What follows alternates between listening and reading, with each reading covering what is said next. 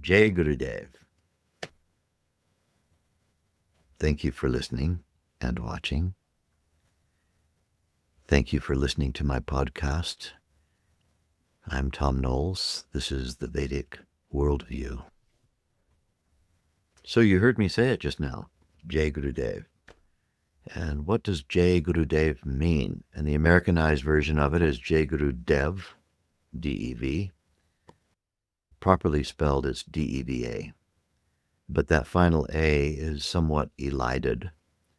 Elided is a grammatical term of art to say that it's slightly swallowed. Jai Guru Dev.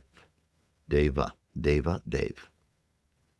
But it's not quite like Dave, like, hey, Dave, a nickname for David. Hey, Dave, Jai Guru Dev. It's not Dave, it's Dev. Dev. It's a little bit in between D-E-V and D-A-V-E. Jai Guru Dev. Jai Guru Dev. So what does it all mean? Why do meditators say this to each other?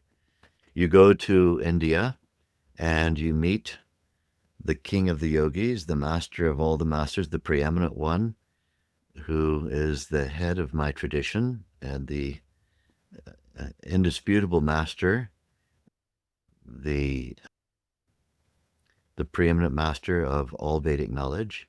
And what's the first thing he says when he looks at you? Jai Guru Dev. Where's this coming from? All Indians know this term. All Indians, let's count them. 1.4 billion people use the word Jai Guru Dev, and they may not, of course, the master of the masters knows, but the average person in India who says it may not even know 100% exactly what it means or what its origins are. So let's dive into that right now. The famous song, Across the Universe, written and sung by John Lennon, in which he sings Jai Guru Dev. He pronounces the final A, Jai Guru Deva, in his song. It came as a result of his time spent with my master, Maharishi Mahesh Yogi, where he learned to say that. It's a song that describes some of his meditation experiences across the universe. Jai is actually Jaya. J-A-Y-A is the closest we can use in Roman letters, Roman alphabet. By the way, for those of you who are not grammatically historic, Roman means the alphabet system that we use for English and most Latin languages are Roman characters. These are the characters that were created by the speakers of Latin back in the times of Rome more than 2,000 years ago. And so if you go to Rome and engraved into a marble structure more than 2,000 years old, some Latin, you can pronounce it, but unless you know Latin, you don't know what it means. Latin is written in Roman characters. We use those Roman characters for our alphabet of 26 letters. Sanskrit has up to, and I say up to because it varies, but up to 54 characters in its script, in its alphabet. And Devanagari means the writing of the Devas, the writing of the gods, Devanagari. And we only have 26 characters in our Roman alphabet to try to take those Sanskrit words and create pronunciations out of them. So we have to kind of tear and strain a little bit our alphabet to make this thing work. Jaya, J-A-Y-A, is the closest we can get to in the Roman characters. Jaya. And Jaya means victory, or it means glory to, or it means hail. In fact, the etymology, the language source of the English word hail, comes from Jaya in Sanskrit. That's what its ultimate source is, hail. Hail, meaning glory to, or glorification of, or victory. Jaya. Jaya. And because in Sanskrit, in common speech in Sanskrit, any final soft A is generally elided, Jaya becomes J. There's also an accent involved. Anywhere north of Delhi in India, you tend to hear Jaya or J. South of Delhi, in the more southern regions of India, you hear the southern accent of India, which is Jai. Jai or Jaya. Jaya Guru Deva or Jai. And so in the south, we'll often hear Jai Guru Deva instead of Jai Guru Deva. Or even Jaya. So Jai. J. Jaya, J. J, and then Guru.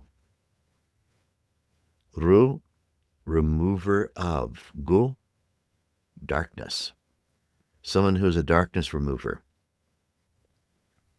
A darkness remover. So what is darkness? It equates with ignorance, because when you don't have light, when you have darkness, there's no connection between the knower and the object of knowledge. And so you can run into the furniture and bang your knees and stub your toes. Why? There's no connection between knower and known. What is it that makes the connection between the knower and the known? Deva, devata. Deva means the light. You turn on a light, and what happens? You've made a connection between the knower and the known. And so the word deva in Sanskrit means a radiant one, a shining one, light. Deva is related to the Sanskrit word dvipa and deepa, and the word light is with reference to the divine. The word divine in English comes from the word deva. Deva can also mean a celestial being, a shining one, but it's always with reference to light. Deva, Jai Guru Deva. So a guru is a remover of darkness by virtue of what? Deva, shining light, to illuminate, to shed light upon. Deva. It also does have an implication of divine. Someone that's shining, someone who's radiant, radiating life for all to enjoy. Jai Guru Deva. And then Jai Guru Deva with the elided A becomes Jai Guru Dev. Jai Guru Dev. And it has become a universal salutation, a blessing, a statement of relief, a statement of hope. Jai Guru Dev could be spoken hopefully. Jai Guru Dev could be spoken with great relief. Jai Guru Dev could be spoken as a salutation. Jai Guru Dev could be spoken as a blessing. And it is just a really lovely utterance to come out of the mouth. And in our tradition, going back thousands of years, thousands, that word thousands rolls off the tongue easily. Let's break it down.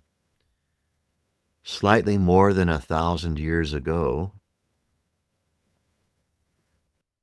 William the Conqueror crossed the English Channel, and with his Saxon forces overwhelmed the Angles, and Britain became an Anglo-Saxon country. The Norman invasion occurred. It was slightly more than 1,000 years ago, 1066. 1,000 years before that, plus 66, was the year that the rabbi from Nazareth lived and walked and taught. The man after whom we number our years, whether we are a Christian nation or not, whether we are atheists or Muslims or Hindus or Chinese, we say this is 2025. 2025 since when? since the time of the rabbi who lived in Nazareth and who had his radical and revolutionary teaching. So we number our years by that chap. That's only 2,000. Let's talk about multiple thousands. 3,000. We're back to the time of the pyramids. 4,000. We're back to the time of the Babylonians.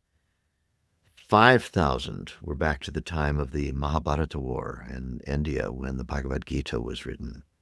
It goes on and on like that.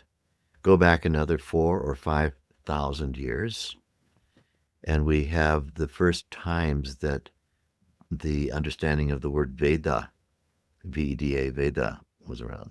The first time anybody uttered Jai Guru Deva was probably at least 4,000 years before Christ.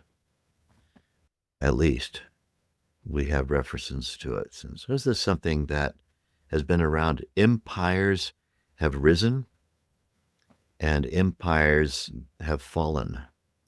Great civilizations have come into being, lived their entire life of hundreds or even thousands of years, and then gone into extinction and are now nothing but in history books. And yet Jai Guru Deva goes on. Jai Guru Deva has survived the coming and going of entire civilizations, the coming and going of entire language groups, the coming and going of empires. Jai Guru Deva. And so it is a longer lasting phrase than anything like, "G'day, mate," or "Hi, how you going?" or "Hi, how are you?" it, it, it beats all of these with hands down. Plus, there's an additional impact, and that's the impact of the Sanskrit. Sanskrit is not the language of nature. Sanskrit is a human language which emulates the language of nature. When nature intends something, it makes a sound. And a rishi, a seer, is capable of hearing that sound of intent and then using an onomatopoeia, meaning a word that sounds like the thing is describing. A rishi is able to give expression in onomatopoetic language that turns out to be Sanskrit. So Sanskrit is the sound, the human-made sound that emulates nature's sounds. Jai Guru Deva makes a sound, and what it does is it demonstrates gratitude to all things that have taught us, all things that have shed light on our ignorance, all things that have brought us into illumination compared with ignorance.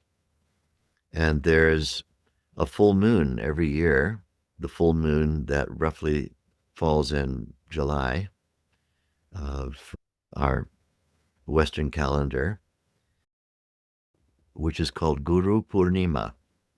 And every year we celebrate on Guru Purnima our great good fortune at having had teachers. And the teachers are not just the teachers who we enjoyed being our teachers. Any form or phenomenon that has shed light on our ignorance is worthy of saying Jai Guru Deva to. Jai Guru Deva is an expression of gratitude for having learned anything from anything from anyone.